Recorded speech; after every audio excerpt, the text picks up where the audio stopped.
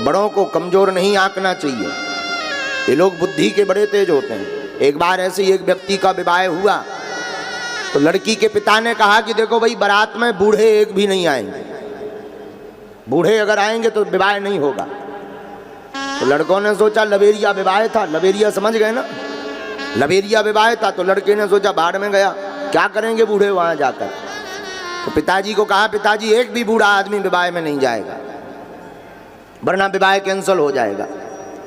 तो सब बूढ़ों को रोक दिया, सब जवान जवान नवयुवकों को भेजा। अब जवान जवान गए तो लड़के का जो फूफा था वो नाराज हो गया कि नहीं मैं तो जाऊंगा, चाहे जो हो जाए। सबने समझाया कि भाई उसमें शर्त रखी गई कि बूढ़े नहीं आएंगे बारात में। बोले चाहे जो हो हम तो जाएंगे।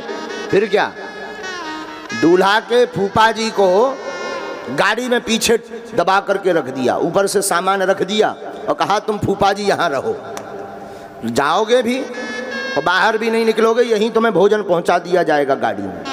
फूफा जी तैयार हो गए। अब फूफा जी तो फूफा जी, बुढ़ापे का टाइम, सो भीतर जाकर के सामान के बीच में छिप गए। अब बारात पहुंची,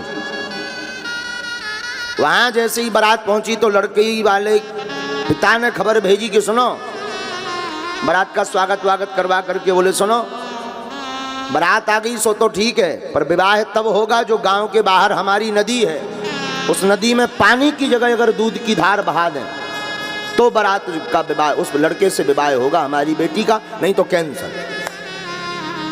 बारातियों का बड़ा दिमाग खराब। बोले पहली शर्त इतनी अटपटी रखी कि सब बूढ़ों से नाराजगी हो गई, सब रिश्तेदार नाराज, अब ये शर्त तो हो ही नहीं सकती पूरी।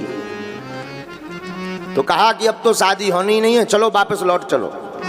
एक बाराती ने कहा वापस लौट रही हैं, फूफा जी के प्राण काहे को ले लो, इन्हें और बाहर निकाल लो, अब तुम दम से बैठो, अब तो विवाह हो ही नहीं रहा, दम से बैठो बाहर। तो फूफा जी को कहा कि निकलो बाहर। फूफा जी बोले क्या हुआ, बारात हो गई, विवाह हो गया। बोले काहे को विवाह हुआ, मना कर दिया। किस बात पे? बोले उन्होंने दूसरी शर्त रख दी कि अगर विवाह करना हो तो ये जो नदी गांव के बाहर निकली है इसमें दूध की धार बहनी चाहिए, और अब संभव नहीं है वो, अब वापस जा रहे हैं, तुम काहे को इसमें प्राण दे दो, चलो साथ में, बाहर निकल के हवा लो खुली, जीप की खिड़की में से सिर निकालो। तो फूफा जी ने कहा बूढ़ा आदमी बड़ा समझदार तो थे ही, वृद्ध आदमी बड़ा अनुभवी होता है। बोले इतनी छोटी बात पे बारात वापस कर ले, छोटी सी बात। तो बाराती बोले तुम्हें छोटी नजर आ रही है, दूध की नदियां बहाने को कहा है। बोले कोई दिक्कत नहीं, खबर भेजो वापस, चिट्ठी बनाओ और चिट्ठी में लिखो कि हमारे दूध का बंदोबस्त हो गया, इतनी व्यवस्था हो गई कि दोनों पार बहा दिया जाएगा, तुम नदी का पानी खाली बस करवा दो, हम तैयार हैं, हम तैयार हैं।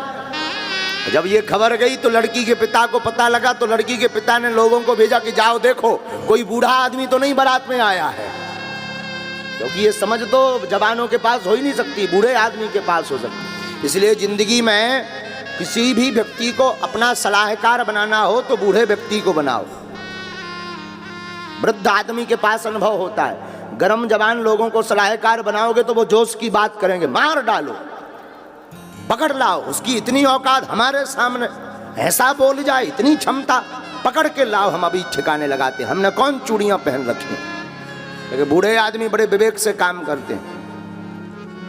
इसलिए रामचरितमानस आप जब पढ़ेंगे तो जामवंत मंत्री अति बूढ़ा,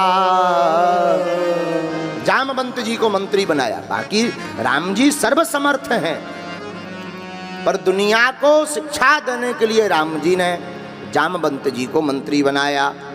28 दिन तक उठापटक भगवान और जामवंत जी की हुई।